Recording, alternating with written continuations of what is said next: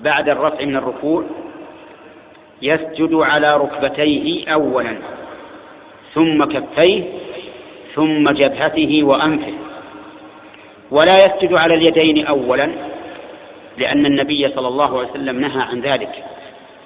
فقال: إذا سجد أحدكم فلا يبرك بروك البعير. وبروك البعير يكون على اليدين أولا كما هو مشاهد، كل من شاهد البعير إذا بركت يجد أنها تقدم يديها فلا تقدم اليدين، فإن الرسول عليه الصلاة والسلام نهى عن ذلك، لأن تشبه بني آدم بالحيوان ولا سيما في الصلاة أمر غير مرغوب فيه. لم يذكر الله تشبيه بني آدم بالحيوان إلا في مقام الذم، ولهذا نهي المصلي أن يبرك كما تبرك البعير فيقدم يديه، بل قدم الركبتين، إلا إذا كان هناك عذر كرجل كبير